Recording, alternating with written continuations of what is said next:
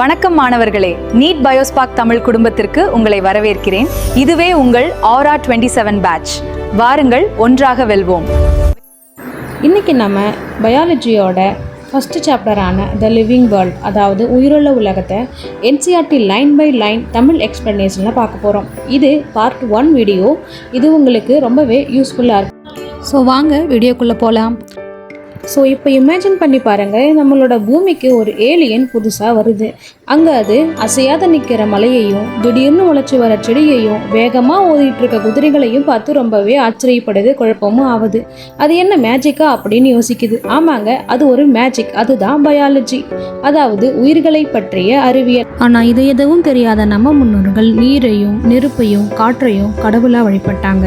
ஆனால் அதுக்கப்புறம் வந்த சயின்டிஸ்ட் அதை ஆராய்ந்து அதுக்கு பின்னாடி இருக்க அறிவியலை நிரூபித்தாங்க.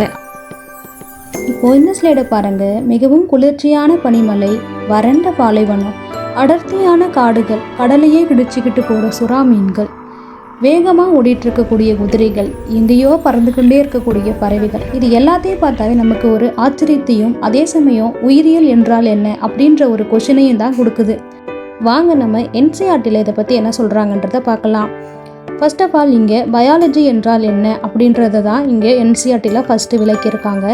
ஸோ நான் இந்த ஸ்லைடை என்சிஆர்டியில் இருக்கிறத அப்படியே நான் தமிழில் டிரான்ஸ்லேட் பண்ணியிருக்கேன். ஸோ இது உங்களுக்கு ரொம்பவே யூஸ்ஃபுல்லாக இருக்கும்.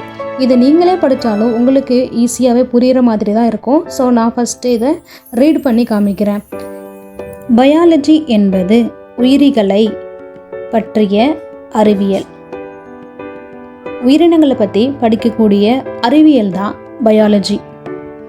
அதாவது இந்த பூமியில் இங்கே வாழும் ரும் வரணும், அனைத்து இந்த இடத்துல இத்து வரணும். அதாவது இந்த பூமியில் வாழும் அனைத்து உயிரினங்களையும் அவற்றின் வாழ்க்கை செயல்முறைகளையும் படிப்பதே பயாலஜி ஆகும். உயிரினங்களையும் அதோடைய வாழ்க்கை செயல்முறைகள் எப்படி இருக்குது அதை பற்றி படிக்கிறது தான் பயாலஜி. நமது உலகில் எண்ணற்ற உயிரினங்கள் உள்ளன. தாவரங்கள், விலங்குகள், பூஞ்சைகள், பாக்டீரியாக்கள், மனிதர்கள் என அனைத்தும் பயாலஜியின் படிப்பு பொருளாகும்.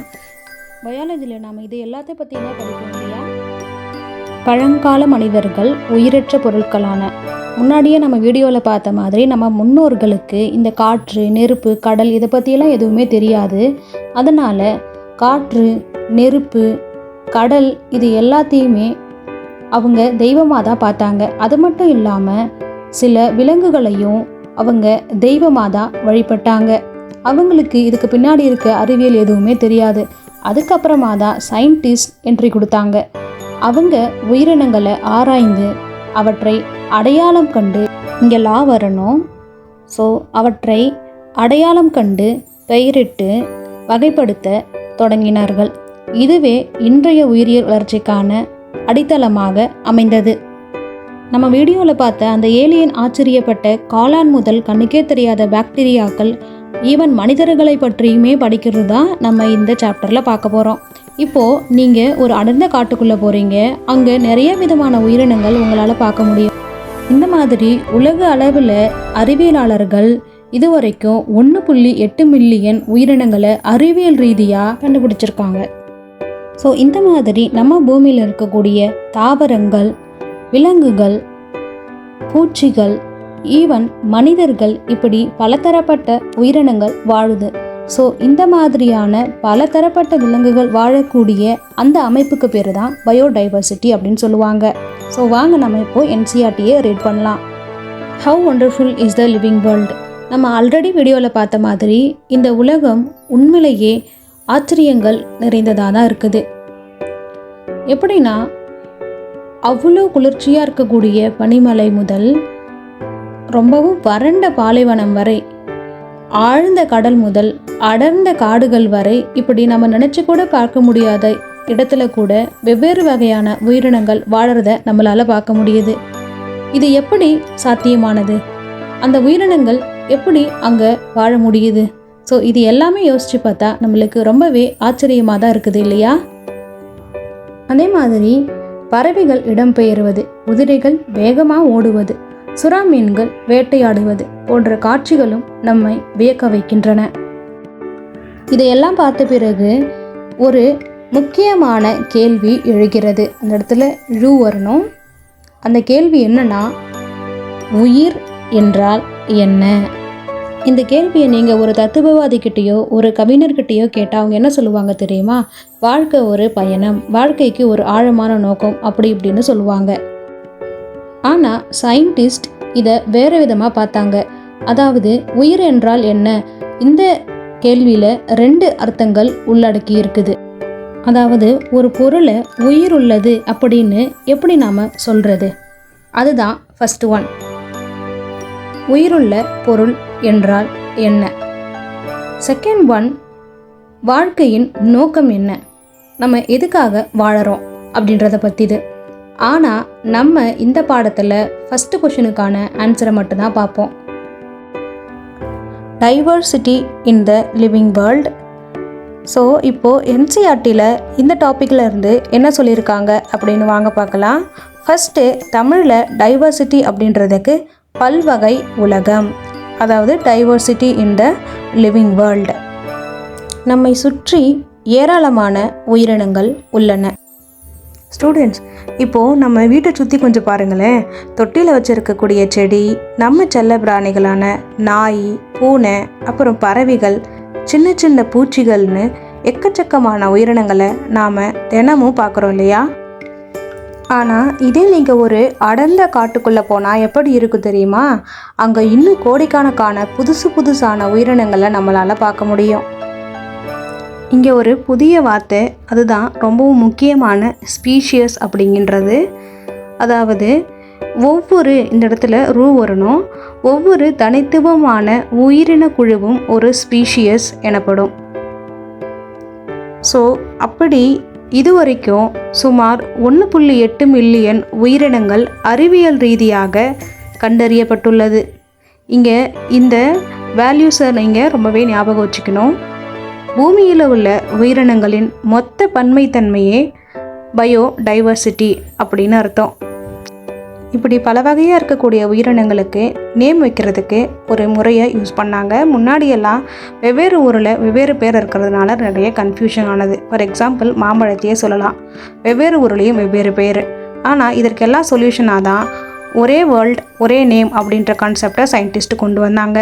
அதுக்கு முதல்ல அந்த உயிரினத்தை ஐடென்டிஃபிகேஷன் பண்ணணும். இந்த மாதிரி பேர் வைக்கிறதுக்கு சயின்டிஸ்ட் 2 ரூல்ஸ் ஃபாலோ பண்ணாங்க. தாவரத்துக்குன்னா ICBN, விலங்குகளுக்குன்னா ICZN.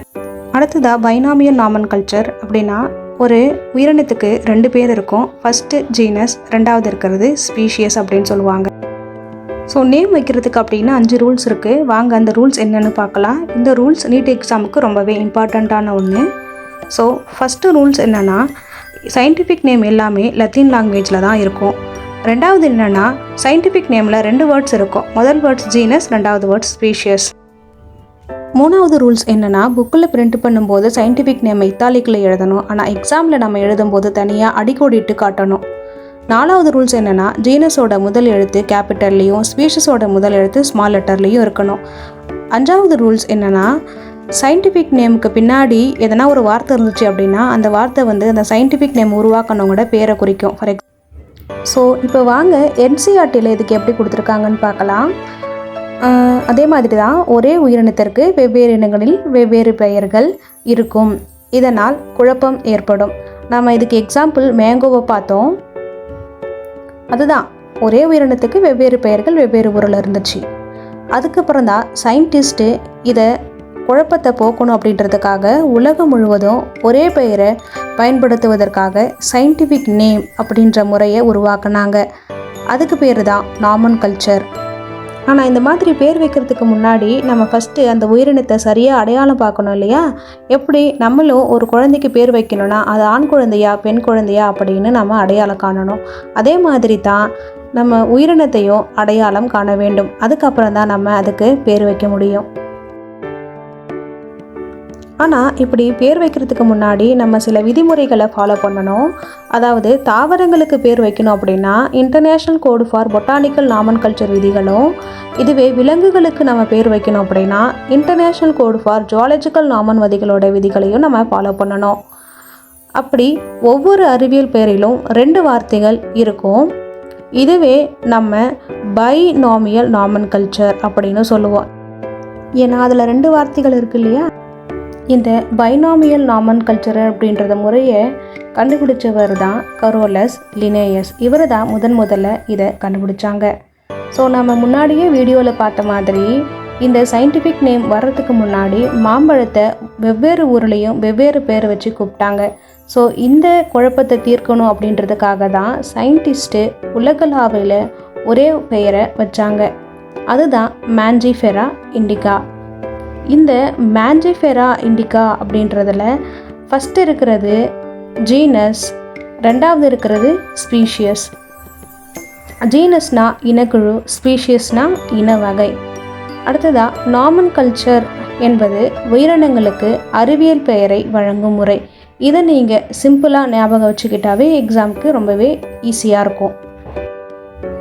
ரூல்ஸ் ஆஃப் நாமன்கல்ச்சர், அறிவியல் பெயர்களுக்கான விதிகள்.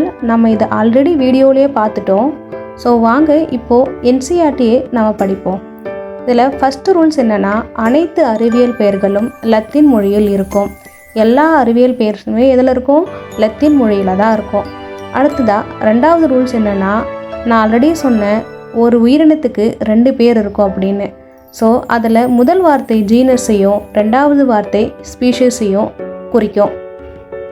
ஸோ அடுத்ததாக 3வது பாயிண்ட்டு, நம்ம அச்சில் எழுதும்போது, அதாவது நம்ம பிரிண்ட் பண்ணும்போது அதை இத்தாலிக்லையே, அதுவே கையால் நம்ம எழுதும்போது அந்த 2 வார்த்தைகளையும் தனித்தனியாக அடிக்கோடிட வேண்டும். ஸோ இங்கே பாருங்கள், அச்சு அப்படின்னா பிரிண்ட்டுன்னு அர்த்தம். நம்ம பிரிண்ட் பண்ணும்போது அந்த நேமை இத்தாலிக்லையும், இதுவே கையால் இப்போ எக்ஸாம்பிள் எழுதணும் அப்படின்னா அதை தனித்தனியாக இந்த மாதிரி கோடிட்டு காட்டணும். அடுத்ததாக 4வது ரூல்ஸ் என்ன அப்படின்னா, ஜீனஸினுடைய ஃபஸ்ட்டு எழுத்து கேபிட்டல் லெட்டர்லையும், இதுவே ஸ்பீஷியஸினுடைய முதல் எழுத்து ஸ்மால் லெட்டர்லேயும் இருக்கணும். இதோ இங்கே பாருங்கள், நம்ம ஆல்ரெடி மேஞ்சிஃபெரா இண்டிகா பார்த்தோம் இல்லையா. இதில் இந்த எம் அப்படின்றது கேபிட்டலில் எழுதியிருக்கோம். அதே மாதிரி அங்கே இண்டிகா அப்படின்றதில் ஃபஸ்ட்டு லெட்டரை ஸ்மால் லெட்டரில் எழுதியிருக்கோம். அடுத்ததாக 5வது ரூல்ஸ், இறுதியில் லின் என்று எழுதப்பட்டிருந்தால் அந்த உயிரினத்தை முதலில் விவரித்தவர் லினேயஸ் என்பதை குறிக்கும். அதாவது அந்த பேரை ஃபஸ்ட்டு வச்சவங்களோட பேர் லாஸ்ட்டாக நம்ம அப்ரிவேட் ஃபார்மில் எழுதுவோம். எக்ஸாம்பிள் மேஞ்சிஃபெரா இண்டிகா லின். இப்போது சிஸ்டமேட்டிக்ஸ்னால் என்னென்னு பார்க்க போகிறோம். ஒரு உயிரினத்தை கண்டுபிடிச்சி அதை பேர் வச்சா மட்டும் போதாது, அதுக்கு பின்னாடி இருக்க ரிலேஷனையும் கண்டுபிடிக்கணும் அப்படின்றது தான் இந்த சிஸ்டமேட்டிக் குறிக்குது. ஸோ ஃபஸ்ட்டு இந்த ஐடென்டிஃபிகேஷன், அதாவது அடையாளம் காணுதல். நாமன்கல்ச்சர் அப்படின்னா பெயரிடுதல், கிளாசிஃபிகேஷன்னா வகைப்படுத்துதல், லாஸ்ட்டாக எவால்யூஷனரி ரிலேஷன்ஷிப், அதாவது பரிணாம உறவுகள். ஸோ இதை பற்றி படிக்கிறது தான் சிஸ்டமேட்டிக்.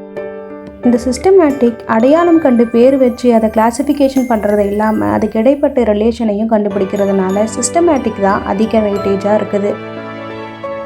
சிஸ்டமேட்டிக்ஸ் உயிரினங்களின் உறவுகளை ஆராயும் அறிவியல். மனிதர்கள் உயிரினங்களின் பெயர்களை மட்டும் அறிய விரும்பவில்லை, அவை ஒன்றுக்கொன்று எப்படி தொடர்புடையவை என்பதையும் அறிய விரும்பினர். இந்த ஆய்வுத்துறையே சிஸ்டமேட்டிக் எனப்படுகிறது. இந்த சிஸ்டமேட்டிக் என்ற சொல் லத்தீன் மொழியில் உள்ள சிஸ்டமா என்ற சொல்லிலிருந்து வந்தது. ஸோ இந்த பாடத்தில் சிஸ்டமேட்டிக், சிஸ்டமா நேச்சுரே அப்படின்ற வேர்ட்ஸ்லாம் ரொம்பவே குழப்பமாக இருக்கும். ஸோ இதை நீங்கள் ஞாபகம் வச்சுக்கணும். இந்த கரோலஸ் லினேயஸ் தனது புகழ்பெற்ற நூலுக்கு சிஸ்டமா நேச்சுரே அப்படின்ற பேர் தான் வச்சாங்க. இந்த சிஸ்டமா நேச்சுரேன்றது ரொம்பவே இம்பார்ட்டண்ட்டான ஒரு பாயிண்ட்டு, ஞாபகம் வச்சுக்கோங்க. அதுக்கப்புறமா இந்த சிஸ்டமேட்டிக்கில் நான் முன்னாடியே சொன்ன மாதிரி ஐடென்டிஃபிகேஷன், நாமன்கல்ச்சர், கிளாசிஃபிகேஷன் இதையும் சேர்த்தாங்க. மேலும் உயிரினங்களுக்கிடையேயான எவல்யூஷனரி ரிலேஷன்ஷிப்புகளையும் சிஸ்டமேட்டிக் ஆராய்கிறது. ஸோ அவ்வளோதான். நெக்ஸ்ட் பார்ட் 2 வீடியோவில் பார்க்கலாம். And thank you so much for வாட்சிங்.